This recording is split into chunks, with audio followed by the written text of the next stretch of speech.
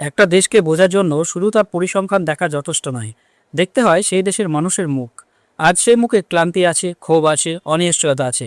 একদিকে দেশের বিভিন্ন প্রান্তে মানুষ গ্যাস সিলিন্ডার আর পেট্রোলের জন্য লাইনে দাঁড়িয়ে দাঁড়িয়ে ভোগান্তিতে পড়ছেন। কোথাও ধাক্কাধাক্কি, কোথাও ঝগড়া, কোথাও অসহায় অপেক্ষা। সাধারণ মানুষের অবস্থা এমন জায়গায় পৌঁছেছে যেখানে প্রতিদিনের প্রয়োজন মেটানোই যেন এক লড়াই হয়ে দাঁড়িয়েছে। আর ঠিক সেই সময়েই দেশের নানা প্রান্তে আবারও দরজায় কড়া নাড়ছে নির্বাচন।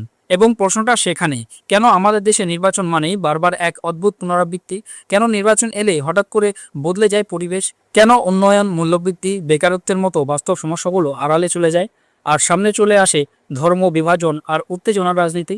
আমাদের দেশে যেন এটা একটা প্রথায় পরিণত হয়েছে, নির্বাচন এলেই কোনো না কোনোভাবে দেশের পরিবেশ খারাপ করা, অথবা যে রাজ্যে ভোট হতে চলেছে সেখানে ধর্মীয় আবহাওয়া বদলে দিয়ে ঘৃণা ছড়ানো। হোলি আর ঈদের সময় আমরা খুব কাছ থেকে দেখেছি কিভাবে কিছু জায়গায় পরিকল্পিতভাবে পরিস্থিতি খারাপ করার চেষ্টা করা হয়েছে। আর এবার রামনবমীর সময় বাংলার ভিতর থেকে যে খবর সামনে এসেছে তা খুবই লজ্জাজনক, ভীষণভাবে লজ্জাজনক। কারণ এটা কোনো বিচ্ছিন্ন ঘটনা নয়, এটা একটা প্যাটার্নের অংশ যা বারবার ফিরে আসে। সবচেয়ে বড় কথা হলো, বাংলার নির্বাচন মানেই এখন আর শুধু ভোট, প্রচার আর বক্তৃতা নয়, এটা ভয়, হিংসা আর রক্তপাতের এক অদ্ভুত চক্রে আটকে গেছে। পঞ্চায়েত থেকে বিধানসভা, লোকসভা, প্রতিটি নির্বাচনে মারধর, গুলি, ভোট দখল, এসব যেন স্বাভাবিক হয়ে গেছে। যেন এগুলো আর ব্যতিক্রম নয়, বরং নিয়ম। নেতাকর্মীদের খুন হওয়ার খবর আসে, অপহরণের খবর আসে, পোলিং এজেন্টদের মারধরের খবর সামনে আসে। আর সাধারণ মানুষ, তারা যেন ভোটের সময় নাগরিক নয়, বরং ভীত সন্ত্রস্ত দর্শক, যারা সবকিছু দেখেও কিছু বলতে পারেন না। ভাবুন তো, উৎসবের মরশুমেও কিছু মানুষের কাছে বাংলার শান্তি সহ্য হচ্ছে না।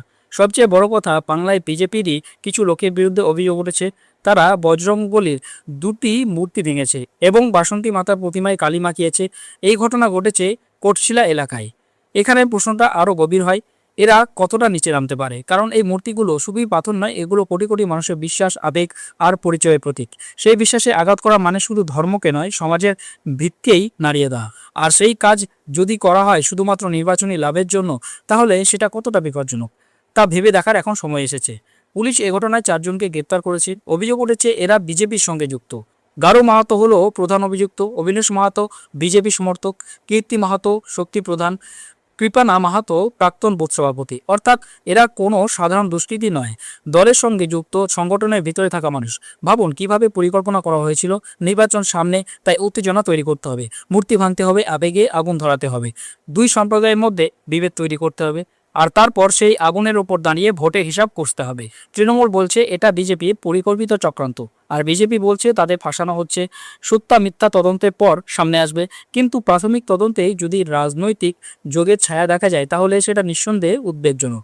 এখানে একটা মৌলিক প্রশ্ন উঠে আসে যে ক্ষমতার লোভ কতটা হলে মানুষ ভগবানের অপমান করতেও পিছপা হয় না। নির্বাচন জেতাই কি একমাত্র লক্ষ্য হয়ে দাঁড়িয়েছে? পুলিশ অভিযুক্তদের রিমান্ডে নিয়েছে ঠিকই, কিন্তু প্রশ্ন থেকেই যায়, কঠোর ব্যবস্থা কি সত্যি নেওয়া হবে? কারণ এই একই চিত্র আমরা প্রতিটি নির্বাচনের আগে দেখি, আর প্রতিবারই যেন সেই চক্র আবার ঘুরে দাঁড়ায়। পুরুলিয়ার ঘটনাকে শুধু একটি জেলার ঘটনা ভেবে ভুল করবেন না। চারিদিকে তাকান, নির্বাচনের আগে ধর্মীয় উত্তেজনা তৈরি করার একটা ধারাবাহিক চেষ্টা বারবার চোখে পড়ে। উত্তরপ্রদেশের মথুরায় দেখুন, একজন বাবার মৃত্যুর পর বিক্ষোভ, রাস্তা অবরোধ, পুলিশের সঙ্গে দুর্ব্যবহার। অভিযোগ উঠল খুনের, পুলিশ বলল সড়ক দুর্ঘটনা। তবুও উত্তেজনা ছড়ানো হলো, কারণ উত্তেজনা এখন মূল হাতিয়ার। একদল মানুষ যেন সব সময় প্রস্তুত থাকে ধর্মের নামে উত্তেজনা বাড়াতে, মানুষের মনোযোগ ঘোরাতে, আসল সমস্যাগুলোকে আড়াল করতে। উত্তরপ্রদেশের বস্তিতে দেখুন, পেট্রোল পাম্পে দীর্ঘ লাইন, হুড়োহুড়ি। এক সাংবাদিক বৈদিক দেবীদি লাইনে দাঁড়িয়ে সাধারণ মানুষের সঙ্গে কথা বলে কিছু জানতে চাইছিলেন, আর তাতেই কিছু দুষ্কৃতীর রাগ হয়। তারা এসে সাংবাদিককে মারধর করে, ক্যামেরা বন্ধ করতে বলে, হুমকি দেয়। সাংবাদিকের অভিযোগ, পেট্রোল পাম্পের লোকজনই তার উপরেই হামলা চালিয়েছিল, যাতে সত্য ঘটনা সামনে না আসে। এখানে প্রশ্নটা শুধু একজন সাংবাদিকের নয়, প্রশ্নটা গোটা ব্যবস্থা। একজন সাংবাদিক যদি সত্য দেখাতে গিয়ে আক্রান্ত হন, তাহলে সাধারণ মানুষের নিরাপত্তা কোথায়? গন্ডায় আবার দেখা গেল, ইরান যুদ্ধের খবর ছড়িয়ে পড়তেই পেট্রোল পাম্পে হুড়োহুড়ি, মানুষ আতঙ্কে তেল ভরছে। কোথাও অনলাইন পেমেন্ট বন্ধ করে শুধু ক্যাশ নেওয়া হচ্ছে, কারণ ভিড় সামলানো যাচ্ছে না। সরকার বলছে কোনো সংকট নেই, কিন্তু বাস্তবের এই ছবিগুলো কি বলছে? দিল্লি, মুম্বই, কলকাতা, দেশের প্রতিটি প্রান্তে একই দৃশ্য, খালি সিলিন্ডার হাতে মানুষ লাইনে দাঁড়িয়ে। যদি সংকট না থাকে তাহলে এই ভিড় কেন? মানুষ কি আনন্দের জন্য লাইনে দাঁড়িয়ে আছে? সুরাট, আহমেদাবাদ, যেগুলো বিজেপির শক্ত ঘাঁটি হিসেবে পরিচিত, সেখানেও পেট্রোল পাম্পে যুদ্ধের মতো পরিস্থিতি তৈরি হয়েছে। মানুষ ভয় পাচ্ছে আগামীকাল হয়তো তেল পাওয়া যাবে না, আর সরকার বলছে সবই গুজব। কিন্তু বাস্তবতা হলো গাড়ি গুজবে থামে না, তেল না থাকলে থামে। পাম্পে নো স্টপ বোর্ড কি গুজব? এরই মধ্যে আরেকটি নির্দেশিকা, যেখানে পাইপ গ্যাস বা পিএনজি আছে সেখানে 3 মাসের মধ্যে সংযোগ নিতে হবে, না হলে এলপিজি বন্ধ করে দেওয়া হবে। এটা কি বিকল্প দেওয়া নাকি জোর করে চাপিয়ে দেওয়া?